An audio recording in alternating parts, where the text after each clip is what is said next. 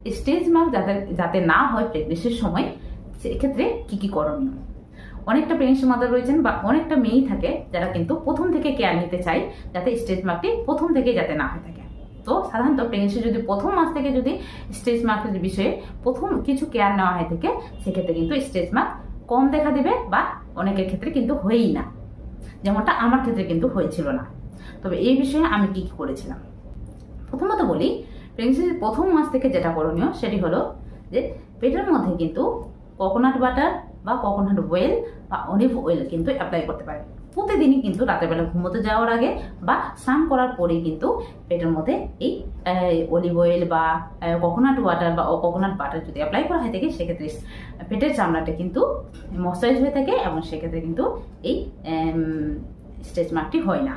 আরেকটি যেটি হলো, প্রেগনেন্সির সময় যদি ঠিকঠাকভাবে জল খাওয়ায় থাকে। প্রেগনেন্সির সময় বেশি পরিমাণ জল খেতে বলা হয়। এর কারণ হলো এই সময় কিন্তু প্রেগনেন্সি মাদার যদি ডিহাইড্রেট হয়ে যায়, সেক্ষেত্রে কিন্তু প্রেগনেন্সি মাদারে বেশি পরিমাণে কমপ্লিকেশন দেখা দেবে। অবশ্যই প্রেগনেন্সির সময় এই জলের মাত্রাটি ঠিকঠাক রাখতে হবে, মানে দিনে অন্ততপক্ষে 3 থেকে 3.5 লিটার জল খেতে হবে।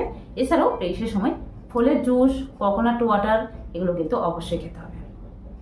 এছাড়াও প্রেগনেন্সির সময় কিছু ব্যায়াম করতে পারেন, মানে অবশ্যই ডাক্তারবাবু পরামর্শ অনুযায়ী যদি কিছু ব্যায়াম করা হয় থাকে, সেক্ষেত্রে কিন্তু ব্লাড সার্কুলেশন ঠিকঠাক থাকে এবং এক্ষেত্রে কিন্তু স্টেজ মার্ক তুলনামূলকও কম হয়।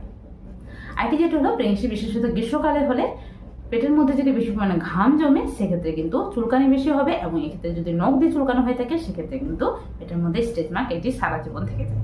আর এছাড়াও প্রেগনেন্সি যাদের ক্ষেত্রে উইন্টার সিজনে রয়েছে, এই উইন্টার সিজনে স্কিন আমাদের ড্রাই হয়ে যায়। এই সময় স্বাভাবিকভাবে স্কিন কিন্তু খুব সহজে ফেটে যায়। এর জন্য যেটা করণীয়, স্কিনকে কিন্তু ময়েশ্চারাইজ করে রাখতে হবে। এর জন্য স্বাভাবিকভাবে স্কিনে কিন্তু ময়েশ্চারাইজার অ্যাপ্লাই করতে হবে। ময়েশ্চারাইজার অ্যাপ্লাই করলে স্বাভাবিকভাবে স্কিনটি ময়েশ্চারাইজ হয়ে থাকবে। এক্ষেত্রে পেটের মধ্যে স্টেজ মার্কও কম হবে বা অনেকের ক্ষেত্রে হয় না। এছাড়াও স্টেজ মার্ককে কমানোর জন্য বাজারে যে মলম বা কোনো ধরনের মেডিসিন বিক্রি হয়, যেগুলো স্বাভাবিকভাবে বলে থাকে যে স্টেজ মার্ক হবেই না, তো এগুলো একদমই ফালতু। প্রেগনেন্সির সময় বিশেষত স্টেজ মার্ক প্রায় প্রত্যেকের ক্ষেত্রেই দেখা যায়, তবে কারো ক্ষেত্রে কম, কারো ক্ষেত্রে